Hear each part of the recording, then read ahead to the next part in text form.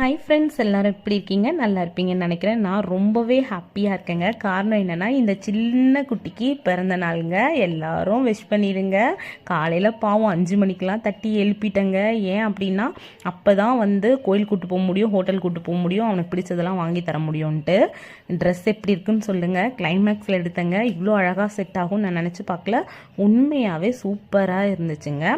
இது இந்த பர்த்டேக்கு மட்டும் இல்லைங்க, எல்லா பர்த்டேக்கும் பெரியவங்க சின்னவங்க காலில் விழுந்து ஆசீர்வாதம் வாங்கணுன்றது என் அப்பா பழக்கம் பண்ணது. அப்படியே அந்த பழக்கிடுச்சு. என் பிள்ளை எனக்கு ஆசீர்வாதம் வாங்கும்போது இவ்வளோ பெருசாகிட்டானோ, இப்போ தான் கையில் வாங்கின மாதிரி இருக்குது. அதுக்குள்ளே பெருசாகிட்டாரு சாரு. ஸோ கோயிலுக்கு போய் ஒரு சின்ன பூஜையை முடிச்சுட்டு அர்ச்சனை பண்ணலைங்க. ஏன்னா அப்பாவுக்கு இன்னும் 1 இயர் ஆகாதனால எனக்கு பிடிச்ச எங்கள் வீட்டுக்கு கீழே இருக்க பிள்ளையார் கோயிலில் போய் சாமியை கும்பிட்டுட்டு அப்பா கிட்ட கண்டிப்பாக பிளெஸிங் வாங்கியே ஆகணும் தாங்க இவ்வளோ சீக்கிரமாக கிளம்புனது. ஏன்னா அப்பா எப்போவுமே எதிர்பார்த்துக்கிட்டே இருப்பாருங்க, கிஷோர் கிஷோருன்ட்டு. ஸோ அப்பா கிட்ட போய் ஒரு பிளெஸிங் வாங்கிட்டு அம்மா ஒரே ஃபீலிங்ஸ் ஆஃப் இந்தியாவாயிட்டாங்க. ஏன்னா போன வருஷம்லாம் பயங்கரமாக இருந்தாங்க, இந்த வருஷம் இல்லைன்றது மட்டும் இல்லை, கண்டிப்பாக அவங்க எங்கள் கூட கடைசி வரைக்கும் இருப்பாங்க.